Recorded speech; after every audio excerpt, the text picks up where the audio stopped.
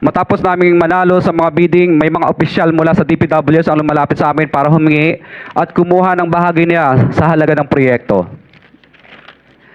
Ang hinihingi nilang porsyento ay hindi bababa sa 10% at umaabot pa sa 25% na naging kondisyon upang hindi maipit ang implementasyon ng kontrata. Ito ay binibigay namin sa kanila ng cash. Ang bawat transaksyon ay may karampatang voucher at ledger na nagsasaad ng mga araw at kung kailan nila ito natanggap.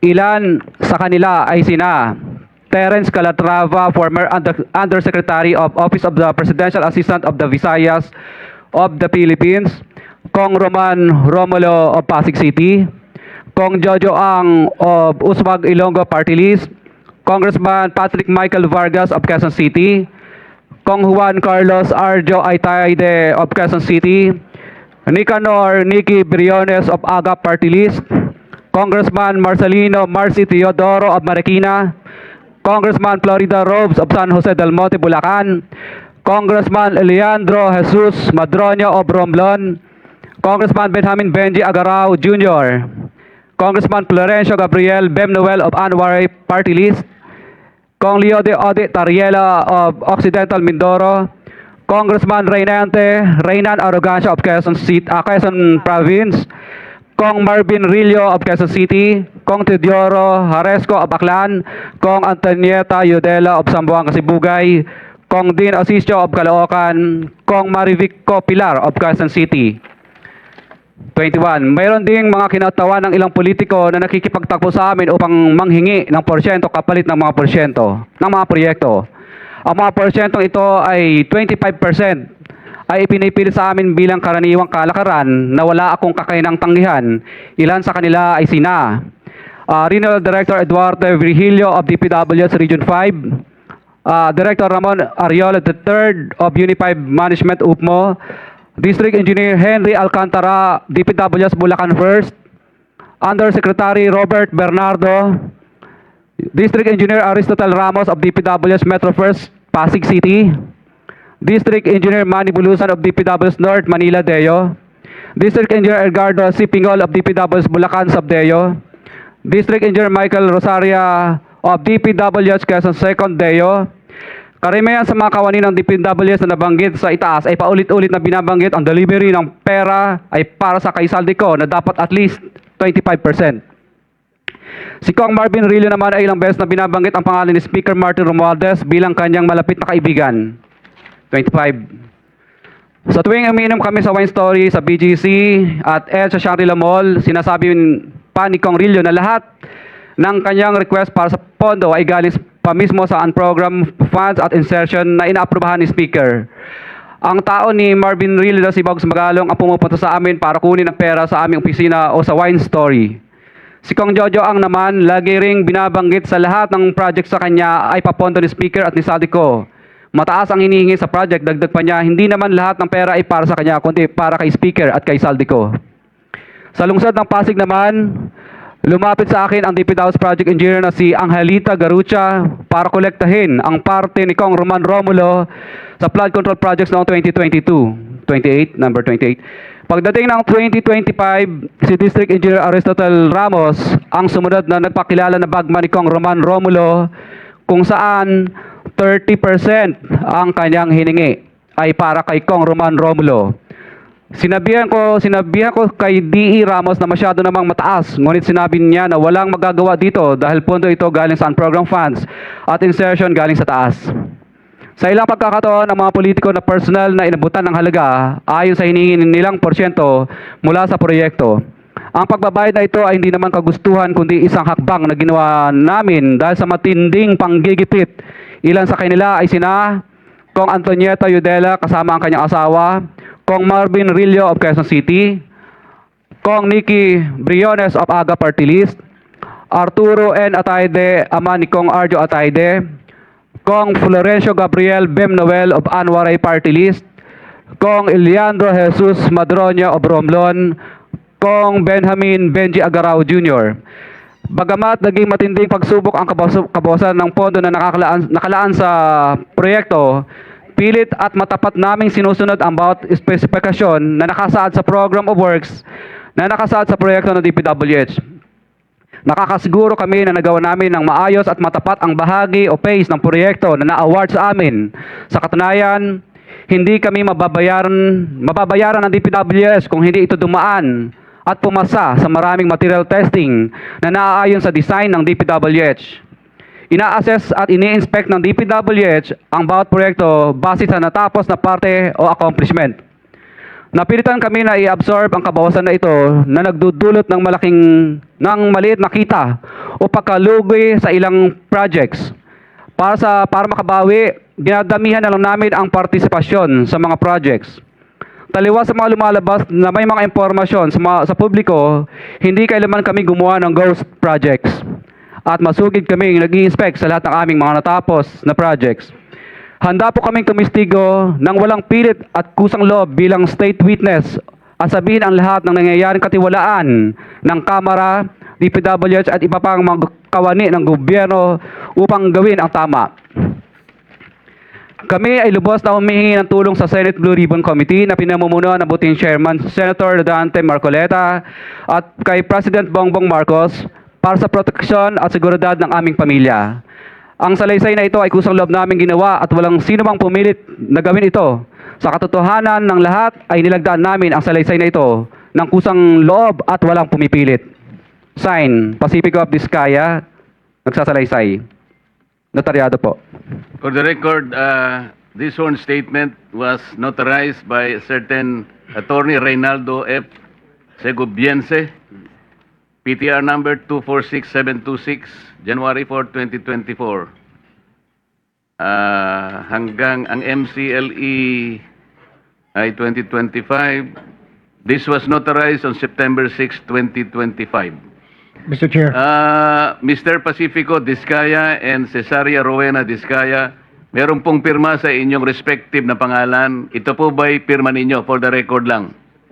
Yes po, Chair. Thank you. Mr. Chair, can we ask a copy? Every member of this committee. Yes, we will do that. Pase-xerox po natin ito para lahat po ng miyembro ay bigyan na kita ng kopya kagad. At saka meron akong mga ilang pa rito si Senator Jinggoy. Senator Rapi, isa na lang ang natira kaya pase-xerox natin ito. Bigay mo na lang sa kuya mo. Kuya mo naman si Senator Rapi. Ikaw na lang. Mag-share na muna kayo. So, sino po ang gustong magtanong habang base po dito sa sinumpang salaysay na ito, sino po yung gustong magtanong sa kanilang dalawa? Mr. Chair. Senator Erwin. Una ko pong tagatanungan dito po kay Ginoong Pacifico Discaya. Nabanggit niyo itong mga pangalan po ng mga congressman. Sila po ba mismo? Mukhang dalawa lang po yung binanggit niyo na personal ninyong inabot yung pera. Itong mga napakadaming pangalan na binabot ninyo, paano po ibinibigay yung parte nila, yung komisyon na sinasabi niyo 25%, 30%? Sino po? May tao po ba? May bagman po ba? Kadalasan po, ako po ang nagbibigay o minsan po may inuutusan po ako, nagtatawagan lang po kami para sa hinihingi.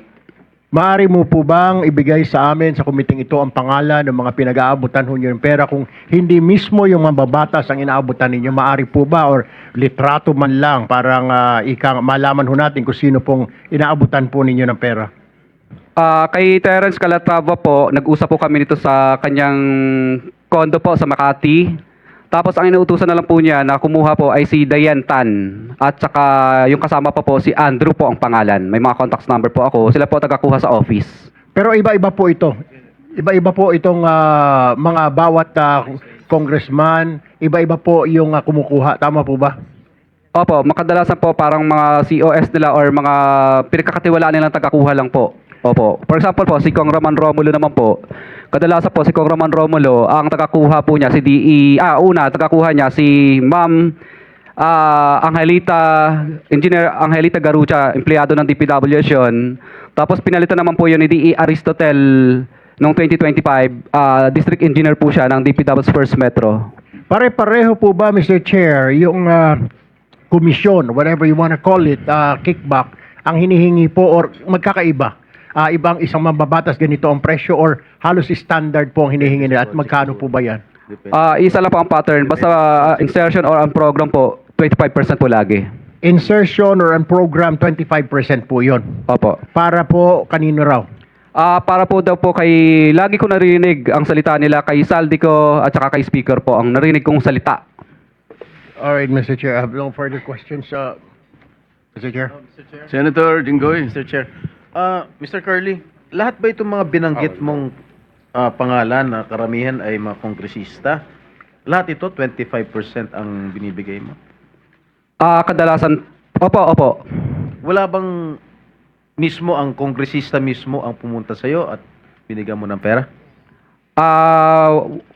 Ano po, kadalasan po, nag-uusap lang po, nag-uutos lang sa COS, pero kadalasan po, ang for example, si Kong Rillo, kadalasan po, binibigay ko po yun pag nagiinuman kami, o di kaya, yung tao po niyang si Bogs Magalong ang pumupunta. Pinipick up. Sino-sino pa dito sa mga nabanggit mong mga pangalan na kongresista na talagang sa kanya mo inabot sa'yo? Mismo sa- For example po, kay Kong Madronya na lang. For example, ano po, mismong siya po ang pumunta sa office namin at syempre pagkatapos po noon, tao na lang po niya ang nagdala ng bagay, kotse at saka personal ko rin pong dinoposit yung ano, Sino yung congressman? Kong Madronya po. Madrona o Madrona. Eliandro Yung Madrona. sa Romblon? Romblon po. For example, okay. For example po, ito na lang, si Kong Marcelino Teodoro ng Marikina. Ang tagakuha naman po nito sa akin ay si Bell Construction. Kasi ang nangyari po nito, pina-mutual terminate po niya yung mga project na napanalunan ko. Dahil, ano po, hindi po ako nagbigay. Kaya ang nangyari po nito, napilitan na lang po akong magbigay para i-award ulit sa panibagong ano po, bidding. Pero na-mutual terminate na po yung project. So, ang nangyari po nito, mataas, siyempre, pero hindi 25%. 18% lang po. Meron po ba kayong resibo, Mr. Chair, na not resibo actually, na corresponding document na naibigay mo na itong komisyon ni ganito, o wala? Wala po resibo kasi hindi naman po sila paperless, paper trail. No paper trail po lahat ng transaction, pero meron po kaming voucher. Ang voucher po namin, ledger po pala. Ledger, wait, based on ano po? Ano bang sinabi ko sa ano? Dala mo yung ledger mo? Dala mo yung ledger? Hindi po, hindi po. Binibigay mo? Hindi po. Ledger lang po yan sa office namin. Yes, Pero siyempre po, pag pinapirma po namin sila, hindi sila pipirma doon. Kumbaga, para matandaan lang po namin na nung panahon na to at araw na to, nagbigay kami ng ganitong halaga. For our, siyempre, para malaman po na, records lang po namin. Mr. Chair, I move that we subpoena that ledger, Mr. Chair, so that we'll have a copy here in the committee, Mr. Chair. Yes, pwede mo bang ipadala sa amin kung ano man ang tawag ninyo, kung ledger, anything that will indicate the payment of the alleged commission to each and every member of Congress subject of your sworn statement. Ang dala ko lang po dito ay summary lang po ng mga ledgers. For example, Office of Presidential, ano bang ibig sabihin? OPAB, ibig sabihin Office of the President Areas Visayas, parang ganun yata ang ibig sabihin ng OPAB. If I may, Mr. Curly, yung record mo ba, nagsimula, anong taon? Actually, 2022 po lahat nag-start itong record po nito. What about before to 2022? Wala ka record? Hindi ka... Wala pong, hindi po kami nagre-record kasi sumasali lang po kami sa bidding at nagpapadyaryo. So, Mr. Chair, I move that we subpoena do sestecum all the documents or the ledgers that are in possession of Mr. Diskaya.